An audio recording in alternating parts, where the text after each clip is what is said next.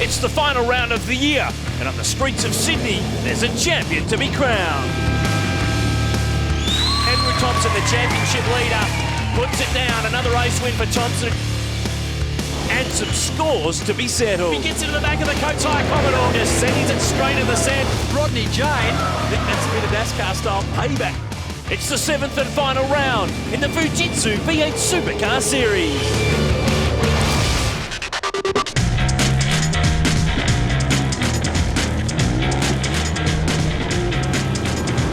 Well, it's championship day in the Fujitsu V8 Supercar Series as we crown a champ for 2011 here at Sydney Olympic Park today. Alex Davison from Irwin Racing's alongside me for this final round of the championship, and Andrew Thompson comes in with a very healthy points margin, but no one's really given him a good hard race this year, hunted him down, passed him and beaten him. Yeah, well, this weekend he's got that different sort of pressure which you get when you don't have to go 100% all weekend. You know, he knows he only has to finish 12th this weekend, so he's got the pressure of not making mistakes. He doesn't want to hit the wall and damage the car. He doesn't want to lock a brake and go up the escape road. So he might be backing it off a little bit, which gives the other guys that little bit of extra sort of motivation. You've been there, you've clinched a championship in Porsche Carrera Cup. Talk to me quickly about the mindset of coming into the final round, particularly when all eyes are on you, expecting you to win the trophy. Exactly. Well, everyone will be telling him, and I'm sure Andrew will be telling himself, not to think about the championship. Just concentrate on my job, push hard, drive it like any other weekend, but that's easier said than done. And as I said before, he'll be thinking about not clipping the wall, not making any mistakes. So potentially might be leaving that little bit of margin for error, which, you know, for all of us who are watching the race, hopefully the other guys can capitalise on. The potential is for 888 Race Engineering to win the Fujitsu Series and the V8 Supercars Championship in the 1 year. Now, while all eyes are on Thompson, the championship leader, there's still a fight for second, and it's going to go down to the wire. Just 44 points separates David Russell and Jack Perkins in the fight for second in this year's Fujitsu Series, with 300 more points up for grabs in Sydney. And there's even more on the line too. The Privateers Cup for the best finishing driver not racing for a team from the V8 Supercars Championship. Look, I think it's pretty prestigious because if your second place is a privateer to a main series team, well, you know, you're punching well above your weight, and yeah, it's going to be. I think it's hotly contested between Jack and I, and as it will for second place this weekend. I guess it's bragging rights for the first team that's not affiliated with the main series team. So we've got our own little championship as far as I'm concerned. To finish second to 888's a tremendous effort for our little Sonic team here. So that's what we're aiming for. We're only 40 odd points behind the other car, so hopefully we can have a good run and get that second spot. A young man that made an impression in the last round at Sandown was Chaz Mostert. Ford Performance Racing's young gun took pole, his first podium finish, and even harassed championship leader Andrew Thompson in a sprint to the checkered flag in the final race. Just to be right on the bumper of the Monster Commodore was, you know, an awesome feeling, and you know, there's nothing more than wanting to try and get past that car. But like, I knew with the 2 laps to go, there was no way of me getting past. But just to, you know, stick with him and you know, have the camera focus on for those last 2 laps was, yeah, really awesome. Fourth in the series, Scott Mclaughlin qualified on the front row in Sydney last year and hopes to be quick off the line this weekend. My starts have come a long way, which has been my biggest issue last year, and I'm just growing with the cars, learning bits and pieces from Shane Van Gisbergen and Alex Davison, Tim Slade, so it's great, yeah, being part of the Stone Brothers Racing mould. Paul Morris has made his presence felt during the year, most recently at Sandown. He's got no intention either of holding back at the final round. Our racing rules are pretty straightforward, and I play by them, and if someone gets in the way, they can make their own arrangements. So that's basically the way to roll it. If I wasn't here, it'd be a pretty boring championship. Nothing would have happened. So you know, we had some good fun with Nick Furcat and a lot of fun with Rodney Jane, and yeah, hopefully everyone looks back at it not so seriously and sees it for what it is. That, you know, we're just racing and having a good time. Yeah, there's been a few boosts going on this year. We'll just see how they eventuate on the track. But you know, I'm going out there to have a clean race and try and finish the round, and you know, try and finish all 3 races at the round. And I'll be pretty happy if I can pull that off this weekend and, you know, finish in the top 10 in all 3. So hopefully there's no funny business going on. The entry list sits at 24 for the season final, with Queensland Raceway Race 2 winner Andrew Jones returning this weekend. Jones won the title in 2004, and today Andrew Thompson looks to seal this year's crown with 2 races to come.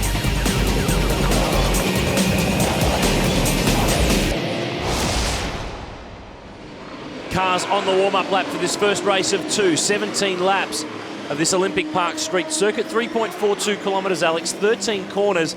And if you have to sum it up in one word, it's probably brutal would be the one you'd use. Brutal it is. It's got everything that a traditional street circuit has. It's bumpy, it's narrow, it's lined by concrete, it's got massive curbs which you have to launch the car over to go fast. It's very hard on the cars and very hard on the drivers. But it's one thing to make the car go fast, you've got to get it to the finish. We always see plenty of suspension damage and plenty of tough stuff on this street circuit. Good field too for this final round, but in terms of qualifying, the Armour All Pole Position Award has gone for the 5th round of 7 to Andrew Thompson. The series leader only needs to finish 12th or better in this first race to seal the deal. But he picks up another $1,500 with thanks to Paul Blair and his team at Armour All.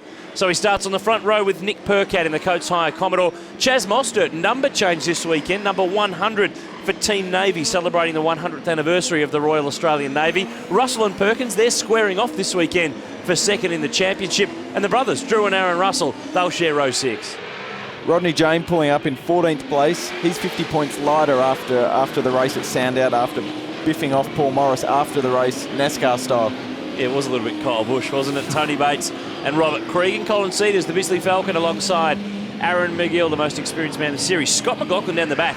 He caused a red flag in qualifying, was benched for the rest of the session, and under the rules, lost his fastest time. Therefore, the Fujitsu Ford will start rear of grid. Tom Tweedy crashed in qualifying. He is done for the weekend. So, Thompson only needs to finish 12th, but he'd like to go out with a win. Percat still hasn't won a race all year, and he's got a great jump. The Coates Hire Commodore is trying to sneak across, but it explodes in a wheel spin. Thompson got a great start as well. He's well and truly clear out the front, and he'll be hoping to stay out in front because that's the safest place to be in the development series. Look at them fanning out into turn 1. Good clean run though. So far, a few guys 3 wide down the middle of the pack, so hopefully they'll get through cleanly. No, they don't. Marcus Zakanovic and Rodney Jane have smashed into the fence. Look at Zakanovic's thing. It has been absolutely smashed. Very, very heavy impact by both cars. Here's Rodney just pulling it over, getting it out of the way. He'll switch it off, and there'll be a safety car period for sure now. Just look out behind you, mate. Safety car. Now, these two started right with one another on the grid. Jane was 14th, Zakanovic 16th in the background. Hard to see how that's triggered, whether there was someone else involved or... Yeah, who knows? We've got cars, cars going everywhere. Very narrow track. Maybe we'll learn something here. Well, this is the replay with Rodney Jane. Oh. So whether it was Zakanovic tagged Jane into the lose, then wiped out Zakanovic going past. Either way, though, I don't think anyone else was involved. Yeah, I'm not sure. It looked like Rodney got a hit from behind and speared into the right. There was chaos anyway, cars going everywhere. Very hard to tell, but the end result is the same, both cars out. And look how far that concrete block on the right's moved. That's a really big hit by, I think that would have been Marcus Zakanovic. You can see the front of his car stoved in very heavily. Nick Cassidy, the young Kiwi, is back in the lane with a problem in the Greg Murphy Racing Commodore. We're under safety car in Sydney. We're going to restart when we come back. Back at Sydney Olympic Park with a restart in the first race in the final round of the Fujitsu V8 Supercar Series. There's been plenty of clean-up work required. Marcus Zakanovic and Rodney Jane both out of this race. And it's Andrew Thompson who leads us away under green flag conditions. Percat, Mostert, and a very strong run so far from Daniel Gillison. Yeah, he's doing a great job. Definitely his strongest run for the year so far. Nick Percat tried very hard to stay right behind Andrew Thompson at the restart. But there's a couple of car lengths already creeping in there. Now, since we last saw you with the last round at Sandown, Percat has been docked 25 championship points for some contact that he had with Tim Blanchard in Melbourne. So that really does hurt him, even though he's not really a championship contender. There was Scott McLaughlin in the background, the Fujitsu Falcon. Let's see how far he can work his way up through the order. Remember, he's now in the FG model, the newer car, which, if memory serves, it's your old car. That's my old car for sure, FG1, and he's really enjoyed speccing up to the FG model since Sandown, and he's been right on the pace this weekend too, so we can expect him to charge through the field.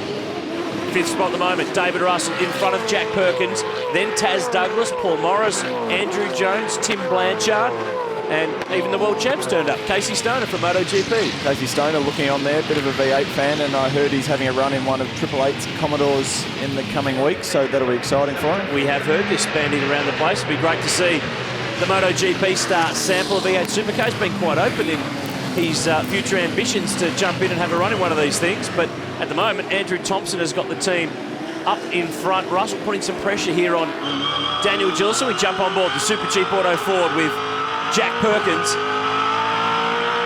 He's got David Russell in front of him. He'll be trying to hunt him down. Now we're back with Scott McLaughlin, also making up a few positions. Here we go. This is a replay, and this is McLaughlin having a lunge on Robert Kriegen, the Mad Croc Falcon, the young Irishman in his first year in the Fujitsu series. One of the positions I was talking about. Turn 2, 3, 4 chicane, very tricky to get through there cleanly. You've got to use a lot of curb, and it's actually quite difficult to get the car to ride nicely over those curbs. So those guys all do a good job. Turn 5, most daunting place on the whole track. More curbs at turn 6, 7, so there's curbs everywhere around this place. Thompson has won 10 races for the year. If he can win both this weekend, he'll tie Paul Umbrell's record from 2002 for the most races won in a season. But even if he doesn't do that, he's still had a phenomenal year. You know, he's been untouchable just about. These guys hanging on to him pretty well. Nick Percat is, you know, they've had a few close tussles that started at Clipsal at the start of the year. But Chaz Mostert's is a guy who's, you know, I'm quite impressed by. I've had a little bit to do with him. We did a bit of training together earlier in the year, and he's a really good young guy. And he's shining since he's specking up to the FPR FG since Sandown, and he's really pressuring Nick Percat now in this race, so he's going great. Riding on board with Tim Blanchard, the cool drive in car, and Tim was the runner-up in the series here last year. He's 5th in the points coming into this weekend. Yeah, he's struggled a little bit this year, you know, especially since he started so strongly, finishing 2nd with Sonic Motor Racing Services in the championship last year. He hasn't been quite as competitive this year in the Jayco Falcon. I'm not sure what his plans are for next year, but you know, he's obviously a very talented young driver. He's done great things over in England and British Formula Ford and Formula Ford in Australia. So he'll be hoping to, you know, get back up to the front like he did last year for sure. Paul Morris, Sergeant Security Commodore, and plenty of chat about PMN's future in the main series, and it sounds like they're not going to be on the grid next year in, well, the traditional form we've seen them. Yeah, they're splitting up their licenses, and you know, it looks like one of them's going to Jonathan Webb's team. They'll be stepping up to a 2-car outfit, one of them potentially going to DJR, so that's going to be interesting to see it play out. Blanchard there, Andrew Jones, Drew Russell, David Orr, Aaron Russell, Jeff Emery next. There's McLaughlin, he's picked off Tony Bates, and there's young Nick Cassidy, the Fuchs Commodore, just his 2nd round in the Fujitsu series. Younger from New Zealand, who's got ex-Stone Brothers engineer Paul Forgy working with him this weekend. Yeah, I did read that. Paul was with us at Stone Brothers Racing up until recently.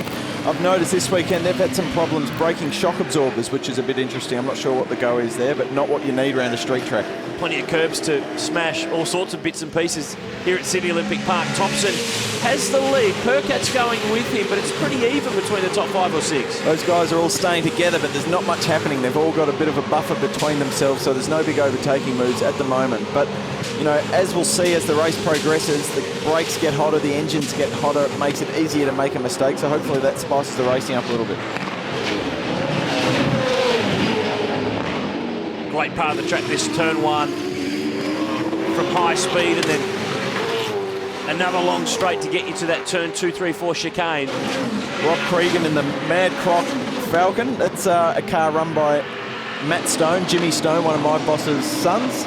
It's that ex-Russell Engel championship winning car, actually. He's done pretty well on occasion. Real big 2-wheel action by Jack Perkins. That's those curbs doing what we were talking about, what they do. They throw cars up on 2 wheels, they break cars. Scotty McLaughlin jumping up the inside there at turn 8. That's his favourite passing spot in this race. I think he's made a few spots up there.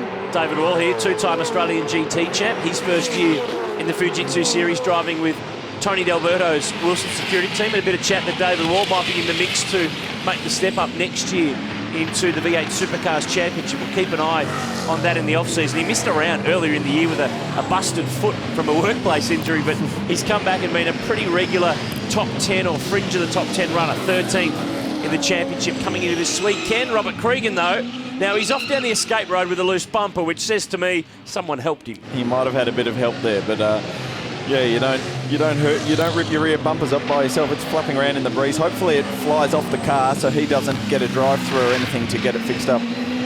The reality will be that if it doesn't, they'll call him into the pits from race control, but it would appear that the guys at Matt Stone Racing have already made the call and thought, well, that thing's not going to fall off. Let's do it ourselves. Here's the Nick Cassidy, the teenager, just comes to grief, and I'm sure that'll be looked into. Yeah, it's surprising that he's going into the pits off his own accord. Normally you stay out as long as you can and hope that it flies off. But anyway, they'll rip that rear bumper off and he'll get back out onto the track, I'm sure. Top three just starting to edge away. Thompson, Percat and Mostert. And the class of the field, more from Sydney Olympic Park. Just a sec. And this is the fight for second in the Fujitsu V8 Supercar Series. In this race, it's for fourth place. David Russell and Jack Perkins going at it. Alex Davison, this is good news for David Russell. As long as Perkins is behind or even one spot in front, he's still got a handy buffer to go into the last race with. There's a lot of pride at stake for both these guys, racing for their teams, Sonic Motor Racing Services and Matthew White Motorsport. Here we go. I've got a feeling someone's about to feel this is the replay. and he strikes again. And it's more Taz Douglas, who has been doing a really good job. This is an older model VZ Commodore, and that was just... It's not a passing move. It's not even close. It's not even attempted to be one or disguised as one. Yeah, exactly. There was no way he was going to pass there. I don't think he was even trying to pass. He just wanted to turn him around. So. Yeah, feel really sorry for Taz. He's done a great job and runs a small ship from down in Victoria. That's an old Perkins car. That was on pole at Bathurst in 2004 and probably better known for hitting a kangaroo, unfortunately. But David Wall here is under pressure from Scotty Mclaughlin, the Fujitsu Ford. It's just slowly but surely been carving his way through the field. He's fourth in the championship coming into this round, and the news coming through too that he's going to test for Gary Rogers at the end of this season, whether he could become an endurance driver, whether he could go to the main game to replace Lee Holdsworth. A lot of interesting things could possibly unfold. Yeah, who knows? But either way, he's done a big dive up the inside of David Wall there, and he's carving through this pack like a hot knife through butter. He's going really well. But yeah, it's a big opportunity for him to get a test with a main game team. David Wall's not done yet, but he pulls in behind Scotty now. So that moves over and done with. But yeah, big opportunity for him. It's the first team apart from Stone Brothers that he would have driven with or driven for. And, you know, he's a really talented young guy, clearly. Straight out of go-karts into V8 Supercars and to do what he's done, he's clearly got a lot of talent there. Just 18 years of age, and he'll be back in this championship next year, although Fujitsu will not be sponsoring the series. They will retain their involvement with Scott and also with the Gary Rogers Motorsport team and the Cool Driver program that they've been helping a lot of kids in Formula Ford and karting as well. It's a fantastic initiative to help young guys like Scott. It's at this early stage of your career where you often need a bit of a leg up to get going. And that's what Triple Eight have done for this guy, Andrew Thompson. This time last year, the lip was on the ground. The world was about to implode. He'd had a terrible year with Walkinshaw Racing. He was picked up off the canvas by Roland Dane and Adrian Burgess and John Russell, put into this car for this Fujitsu series over 7 rounds. He's done what we expected. You would expect him to have won in a Triple Eight car, and if he's not, then it wouldn't have looked so good. Yeah, you're right, but you can't blame him for that. You know, he's generally, whoever wins any championship's got the best equipment and the best team, and this is no different, but you've got to make the most of it as well, and he's done that. He hasn't made any mistakes. He's been quick, he's been consistent, and he did a fantastic job with Jamie at the Enduros too, so I'm sure, you know, the guys at Triple Eight can't fault his performance too much. And he's really helped Jamie Whincup in terms of his championship. Remember that they were runners-up at the L&H 500 Philippine. They led at Bathurst before they had that issue that dropped them back. But Chaz Mostert, another really impressive young guy. His second run with FPR, he's the Formula 4 champ from 2010, and they're working hard to put together a deal for him so he's back in this development category next year. I really hope that works out for him. You know, he had he shone sometimes when he was in the Miles racing car, but wasn't always quick. But often when it rained, he really stood out. And he's grabbed this opportunity with both hands and really made the most of it the last couple of races. So he's doing fantastic, and he's an exciting guy to watch. When you watch him driving around the track, the car's on edge, it's sliding, he's really exciting and always gives it 110%. Yeah, he's been compared to being a bit of a young Mark Winterbottom, has followed a similar career path in the junior categories. This is David Wall with a bit of pressure from young Aaron Russell. Of course, they run a 2-car team from Newcastle, the Russell gang. Aaron 14th in the points coming into this weekend, and Jack Perkins with 1 to go, bit sideways at turn 13, and that lets David Russell off the hook in that Jayco Falcon that is an ex-FPR chassis, and Russell desperately trying to finish second in the championship. He's been pipped here for the last 2 years in a row for the runner-up spot. He'll be hoping to turn that round for sure, but you could see the big difference. Jack getting a bit messy off the last corner. You could see the big difference that made to his run down the straight. He was right behind David Russell. He got a bit sideways. and Russell was gone 100 metres between them, and there goes his chance of having an overtaking attempt at turn 1. Half a lap to go, and Thompson can just about grab the championship trophy. He's nearly there. Perkat's been pretty quick in this race. He's pushed him hard. But Thompson hasn't disappeared into the distance like we often see him do. Both the guys behind him have hung on, but I've got a feeling he's only going as quick as he needs to go. You know, he hasn't been risking anything. He's kept it nice and neat. Hasn't been rubbing the mirrors off the walls, not a scratch on the Monster Commodore after today. And of course, he doesn't need to win the race to win the championship. 12th place or better was going to do it. But for the 12th different year, it will be the 12th different team to win the Fujitsu Series. It has been a wonderful season, and he's going to do it in style. Andrew Thompson is the Fujitsu Series champ for 2011. Great to see Chase Mostert finish third. He really hung on to those guys, so he'll be strong for the rest of the weekend, I think. And Andrew Thompson might not need these Dunlops for the next one. I wouldn't be being too hard on him. There's a good chance he'll have to run them again. But Jack Perkins, David Russell fighting it out right to the end of the race, and David Russell hangs on. And he'll go into the final race with his nose in front for second in the championship. Here's how they finish. Thompson the champ from Perkat and Mostert. Paul Morris 7th, but I'm sure with an asterisk. Andrew Jones 8th, Drew Russell 9th. Scott McLaughlin went from 23rd to 10th. That was a good recovery. David Wall, Aaron Russell, Taz Douglas got back on the road and was 14th, and Aaron McGill in P19. But Thompson has done it. He is the champion for 2011 with one race to spare. Plenty of congratulations from Triple Eight Race Engineering. And this was the car that Jamie Whincup didn't quite win the championship with here in Sydney last year.